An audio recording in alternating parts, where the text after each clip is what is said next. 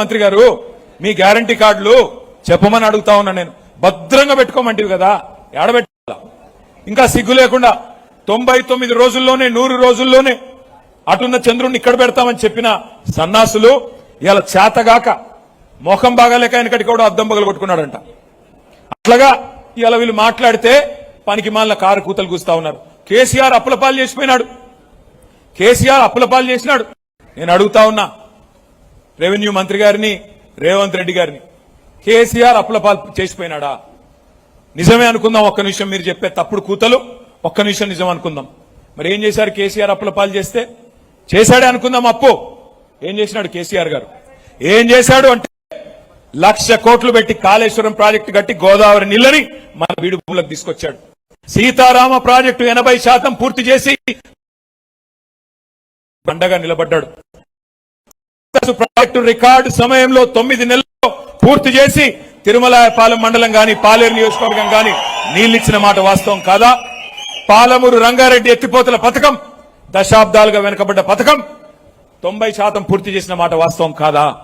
45,000 చెరువులు మిషన్ కాకతీయలో బాగున్న మాట వాస్తవం కాదా? అవును, కేసీఆర్ గారు అప్పు చేశారు. ఏం చేశారు కేసీఆర్ అప్పు చేసి? 70 లక్షల రైతుల ఖాతాల్లో 73,000 కోట్ల మాట వాస్తవం కాదా? కేసీఆర్ గారు అప్పు చేశారు, చేసి వాస్తవం కాదా? 29,000 కోట్లు కేసీఆర్ అప్పు చేశాడు. కరెంట్ ఇవ్వకుండా మీరు కష్టపెడితే రైతాంగాన్ని 24 గంటల రైతులకు ఇచ్చిన ఒకే ఒక్క 50,000 కోట్లు కరెంటు మీదనే ఖర్చు పెట్టిన నాయకుడు కేసీఆర్. ఉచిత కరెంటు కోసం, కరెంటు ఇన్ఫ్రాస్ట్రక్చర్ ని ఇంప్రూవ్ చేయడానికి 1,00,000 కోట్లు ఖర్చు పెట్టిన కేసీఆర్. ఇవాళ నేను పాలేరుకొచ్చి ఇక్కడ హెలిప్యాడ్ లో ఎక్కడ దిగాను నేను? నర్సింగ్ కాలేజ్ ఉన్నదా? నర్సింగ్ కాలేజ్ ఇదివరకు ఉమ్మడి ఖమ్మం జిల్లాలో ఉన్నదా? ఇదివరకు మెడికల్ కాలేజ్ ఉమ్మడి ఖమ్మం జిల్లాలో 60 ఏళ్ల పరిపాలనలో ఎన్నడన్నా ఆలోచన చేశారా? అట్లాంటిది కేసీఆర్ గారి నాయకత్వంలో 9.5 ఏళ్లలో కేసీఆర్ గారు అప్పు చేసిన మా ఎస్సీ పిల్లలు, ఎస్టీ పిల్లలు, మా బీసీ పిల్లలు, మా మైనారిటీ పిల్లలు, అగ్రవర్ణాల్లో ఉండే పేదలు మెడికల్ విద్య, నర్సింగ్ విద్య, ఇంజనీరింగ్ కళాశాల విద్య అందుకోవాలని ఇవాళ మీ ఉమ్మడి ఖమ్మం జిల్లాలో 2 మెడికల్ కళాశాలలు, 2 నర్సింగ్ కళాశాలలు, ఇంజనీరింగ్ కళాశాల మాట వాస్తవం కాదా? అవును, కేసీఆర్ గారు అప్పు చేశారు. 1000 గురుకుల పాఠశాలలు పెట్టి ఒక్కొక్క విద్యార్థి మీద 1,20,000 రూపాయలు ఖర్చు పెట్టి వాళ్లకు విద్యా బుద్ధులు నేర్పిండు కేసీఆర్. అవును, కేసీఆర్ అప్పు చేసిండు. చేసి ఏం చేసిండు? 15 లక్షల మంది ఆడపిల్లలకి పెళ్లిళ్లు చేసిండు.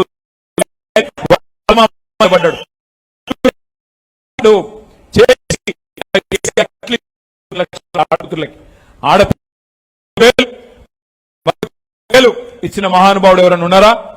అందుకే నేను అంటా ఉన్నా కేసీఆర్ గారు అప్పు చేసిండే అనుకుందాం. మరి నీ ప్రభుత్వం వచ్చిందా? 4 లక్షల కోట్లు అప్పు చేస్తుంది కదా 2.5 ఏళ్లలో. ఏం పీకినావో చెప్తావా? రైతు బంద్ వేసినావా? రైతు బంద్ వేసిండా? రైతు బీమా కట్టిండా? కట్టలేదు. ఏం పాలేరులకి స్పెషల్గా ఇస్తున్నారా? తులం బంగారం అన్నాడు, ఇచ్చిండా? తులం బంగారం వచ్చిందా? 4,000 పెన్షన్ వచ్చిందా? నిరుద్యోగులకు 4,000 ఇస్తానని ఇచ్చిండా? ఆడకూతుర్లకు 2,500 ఇస్తానని ఇచ్చిండా? స్కూటీలు అన్నాడు, ఇచ్చిండా? స్కూటీలు రెవెన్యూ మంత్రి గారు లూటీ మాత్రం జోరుగా ఉంది. పొంగు లూటీ మాత్రం ఆయన పొంగు లేటు కాదు, పొంగు లూటీ, మొత్తం లూటీయే తప్ప చేసింది ఏందని నేను అడుగుతా ఉన్నా. ఇంకా సిగ్గు లేకుండా మాట్లాడుతున్నాడు ముఖ్యమంత్రి. ఆయన మొన్న అంటాడు ఆదిలాబాద్ లో మీటింగ్ పోయి, ఎంత కండలు తిరిగిన పైల్వాన్ అయినా 3 నెలలనే పిల్లలు పుట్టిస్తాడా? ఎవడు చెప్పమన్నాడు రా నిన్ను? 100 రోజులని ఎవడు చెప్పమన్నాడు? ఆ సన్నాసి కూతలు కూసిన సన్నాసి ఎవడు? ఆ బాండ్ పేపర్లు రాసిన జేమ్స్ బాండ్ ఎవడు? వాటిని మళ్లీ తీసుకుపోయి గ్యారంటీ కార్డులను పంచిన ఎదవలెవరు చెప్పు? అది చేత కాకుండా 3 నెలల్లోనే పిల్లలు పుట్టిస్తారా? సరే ఓకే రేవంత్ రెడ్డి, 3 నెలల్లో పిల్లలు పుట్టరు నాకు తెలుసు, నీకు తెలుసు. మరి 30 నెలల్లో పుట్టపోతే ఏమనాలరా? నాకు తెలవక అడుగుతా. 30 నెలలు అయిపోయిందిగా, మరి ఇప్పుడు ఏమనాలి నిన్ను? ఏమని చెప్పాలి? నిన్నేమని పిలవాలా? నేనైతే అనలేదు భయ్యో, నేను అనేది ఒకటే. వీళ్ళు కూడా మనకు చెప్పేటోళ్ళు అయిపోయినారు. ఇవాళ అప్పుడప్పుడు కాలం బాగాలేకపోతే వానపాములు కూడా 3 ఫీట్లు ఉన్నోడు కూడా 30 ఫీట్ల పోదులు కొడుతున్నాడు. వానపాములు కూడా 4 పాములే పోదులు కొడుతున్నాయి. నేను మిమ్మల్ని అందరినీ కోరేది ఒకటే, నాకు తెలుసు, మీకు తెలుసు, రేవంత్ రెడ్డికి తెలుసు, శ్రీనివాస్ రెడ్డికి కూడా తెలుసు. మళ్ళా గెలిచేది ఖచ్చితంగా కేసీఆరే, మళ్ళీ ముఖ్యమంత్రి అయ్యేది కేసీఆరే, అందరికీ తెలుసు. అందుకే నేను మిమ్మల్ని కోరేది జాగ్రత్తగా ఉండాలా, మనం కూడా జాగ్రత్తగా ఉండాలా. ఇంకా ఇంటర్వెల్ దాకా సినిమా అయిపోయింది. లాస్ట్ 1 year ఎట్లాగూ ఎలక్షనే, మిగిలింది 18 నెలలు. ఈ 18 నెలలు ఉపేందర్ రెడ్డి గారు చెప్పినట్టు చక్కగా కార్యకర్తల్ని మంచిగా కడుపులో పెట్టుకొని చూసుకొని, మీ డైనింగ్ టేబుల్ కాడికి, బెడ్రూమ్ కాడికి కార్యకర్త వచ్చినా చక్కగా చూసుకొని అన్ని సవ్యంగా గనక పార్టీ నిర్మాణం చేసుకుంటే మనకు తిరుగులేదు. కానీ ఎట్లా ఉందంటే పరిస్థితి ఈరోజు ఎట్లా ఉందంటే, వీళ్ళ దోపిడీ ఇంత అంతా కాదు. పక్కనే ఉన్నది ములుగు జిల్లా. ఆ ములుగు జిల్లాలో కూడా 4,000 కోట్ల దోపిడీ మీ మంత్రి గారే చేస్తా ఉన్నాడు. ఇసుక దోపిడీకి తెరలేపినాడు. 12 కోట్ల క్యూబిక్ మీటర్ల ఇసుక ఇవాళ అక్కడ కూడా గిరిజనుల సొసైటీల పేరిట 12 కోట్ల క్యూబిక్ మీటర్ల కోసం స్కెచ్ చేసింది మీ మంత్రి గారు. చివరికి గిరిజనుల ఆరాధ్య దైవం సమ్మక్క సారక్క ఆ టెండర్లను కూడా వదిలిపెట్టలే. 70 కోట్ల టెండర్లు.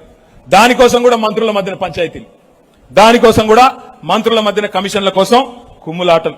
నేను మీ అందరినీ ప్రార్థించేది ఒకటే, దయచేసి ఆలోచించండి, తొందరపడబాకండి, మనకు కూడా టైం ఉంది. ఇవాళ 1, 2 కాదు, దోపిడీ గురించి మాట్లాడితే చాలా ఉన్నాయి. కానీ నేను మిమ్మల్ని కోరేది ఒకటే, మీరు చాలా మంది ఏమనుకుంటున్నారు, గాలి బాగా ఉంది, కాంగ్రెస్ వాళ్ళ మీద కోపం వస్తుంది ప్రజలకి, కాబట్టి ఆటోమేటిక్ గా మనమే వస్తాం అట్ట రాం.